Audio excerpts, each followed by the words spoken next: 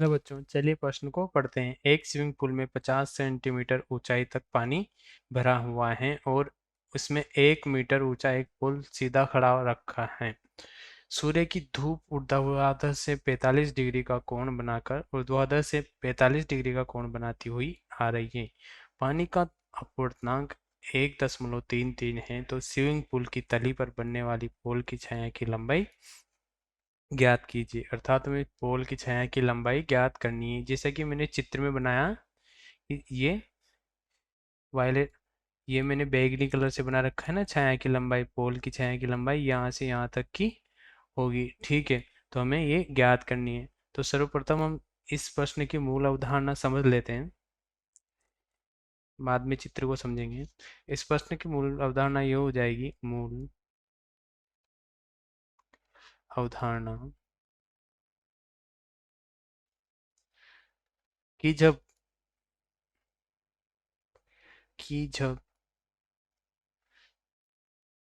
किसी द्रव से प्रकाश का अपवर्तन होता है, प्रकाश का अपवर्तन होता है, अपवर्तन होता है, तो स्नेल के नियम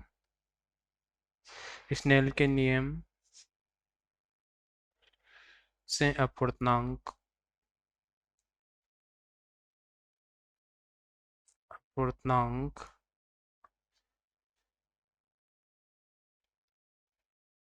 n2 बराबर इंटू अपॉन n1 बराबर sine i upon sine r होता है। जहाँ पर आई तो अपवर्तनांक कोण है, जहाँ आई आपतन कोण है, आपतन कोण, तथा आर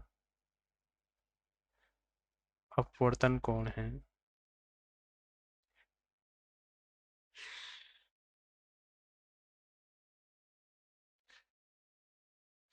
आर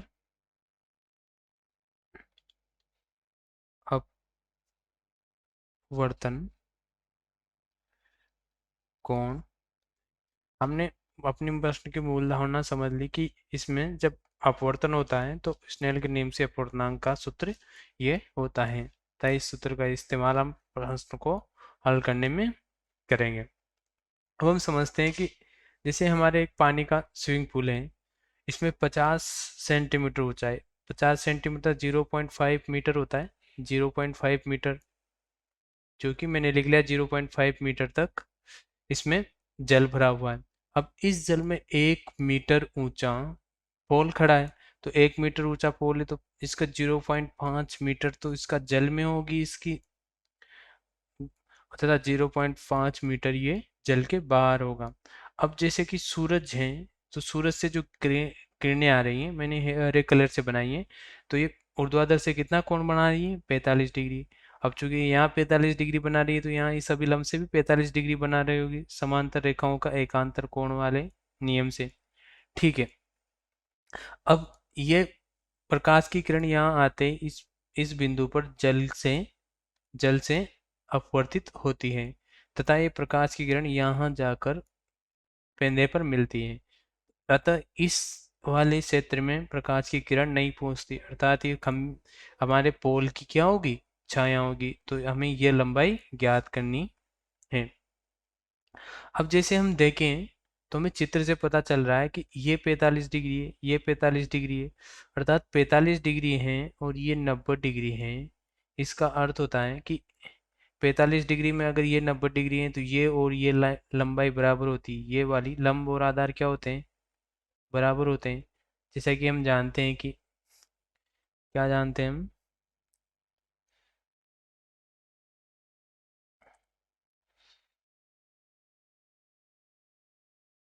अगर हम इस वाले त्रिभुज में टेन थीटा लिखें, टेन 45 लिखें, टेन 45, तो लंब बटे आधार होता है, लंब बटे आधार होता है। और टेन 45 का मान कितना होता है, 1 होता है। यानी इसको आगे हल करें तो लंब बराबर क्या होता है, आधार होता है। ये तो आपके समझ में आ ही गया होगा, लंब बराबर आधार, अर्थात ये वाली जो लंबाई है ये इसके बराबर होगी। अर्थात मैं इसको मैं लिखूं, आपको आराम से दिख रहा होगा ये, तो ये कितना है, 0 पॉइंट कितना हो जाएगा, 5 मीटर हो जाएगा। अर्थात जो हमारा ये नीचे बना हुआ है तो ये भी कितना हो जाएगा, 0.5 मीटर हो जाएगा। चित्र में आपको साफ साफ दिख रहा है कि ये भी 0.5 मीटर हो जाएगा। अब मान लो अगर इस त्रिभुज की मैं ये वाली लंबाई ज्ञात कर लूं तो छाया की लंबाई आ जाएगी कि अपनी छाया की लंबाई 0.5 मीटर, तथा इसको मैं यक्स मान लूं तो हमारी छाया की लंबाई क्या x प्लस 0.5 हो जाएगी क्या, मीटर हो जाएगी। तो हमें क्या ज्ञात करना है, यक्स ज्ञात करना है इस त्रिभुज में। अब जैसा कि हम जानते हैं कि यहाँ से यहाँ तक तो पानी से भरा हुआ है, यानी ये से ये लंबाई, इसको मैं अगर ये ब्लू पेन से ये लिखी हुई है तो ये 0.5 मीटर है। तो ये यहाँ से यहाँ तक की, यानी अगर मैं इसको ओ मानता हूँ, ब्लैक पेन से लिखता हूँ मैं इसको, अगर मैं इसको ओ मानता हूँ, इसको मैं ए मानता हूँ तथा मैं इसको बी मानता हूँ, तो हमारे त्रिभुज ए ओ ए बी में, त्रिभुज ओ ए बी में ओ ए बराबर क्या है, ओ ए बराबर 0.5 मीटर हो जाएगा, सिमेट्री से मतलब ज्यामिति से। ठीक है, और मैंने ए बी बराबर मान लिया कि एक्स है।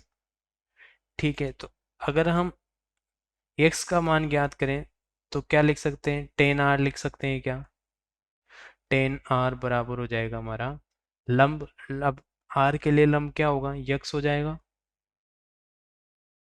तथा आधार क्या हो जाएगा, ओ ए हो जाएगा, और वो एक है हमारा 0.5 मीटर। इसका मतलब हमारा 10r बराबर हो गया x/0.5, और तो हमारा यहाँ से हो गया x बराबर 0.5 10r।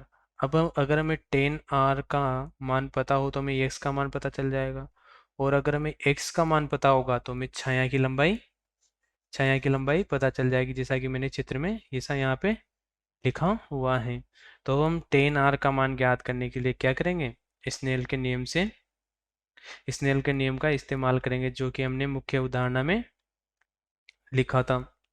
तो स्नेल के नियम से, स्नेल के नियम से N2 N2 जल का अपूर्णांक माना, और N1 जल का मतलब वायु का अपूर्णांक है जहाँ से प्रकाश किरण आ रही है, और जो साइन आई है और साइन आर। अब हम देखें तो N2 का अपूर्णांक तो जल का अपूर्णांक है, जो कि हमें कितना दिया हुआ है, 1.33% में दिया हुआ है, और N1 वायु का होता है जिसे हम 1 मानते हैं, क्योंकि हमारे वायु से किरण कहाँ पे आ रही है, अगर हम चित्र में देखें तो प्रकाश की किरण वायु से जल में जा रही है, तो N1 तो वायु हो जाएगी, और वायु के लिए अपूर्णांक का मान कितना होता है, 1 होता है, और N2 का 1.33 होता है, तथा साइन आई जो कि आपतन कोण कितना दिया हुआ है, 45 डिग्री दिया हुआ है।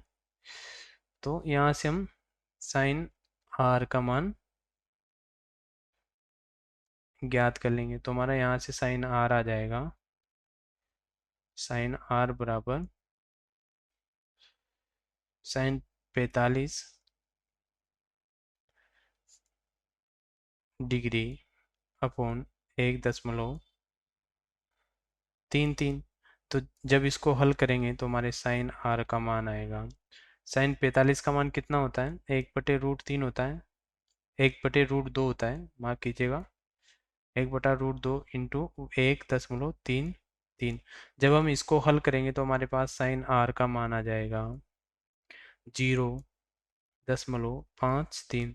अब हमें तो टेन आर का मान ज्ञात करना था एक्स ज्ञात करने के लिए। देखो हमने पिछली स्लाइड में लिखा था कि एक्स बराबर 0.5 टेन आर। अब टेन आर के लिए तो हमें कोस का मान भी पता होना चाहिए, तो साइन आर से हम क्या करेंगे, कोस का मान ज्ञात करेंगे। तो कोस आर बराबर जो होता है, कोस आर बराबर हम जानते हैं, कोस आर बराबर हो जाएगा √1 माइनस साइन आर का स्क्वायर। और साइन आर का मान तो अभी अभी हमने निकाला था, तो हम साइन आर का मान का स्क्वायर करेंगे 110 माइनस 0.53 का स्क्वायर। जब हम इसको हल करेंगे तो हमारे पास कोस आर का मान आ जाएगा 0.85। ठीक है। अब हमारे पास कोस आर का मान है, साइन आर का मान है, तो हम टेन आर का मान निकाल सकते हैं कहीं से। यहाँ से टेन आर बराबर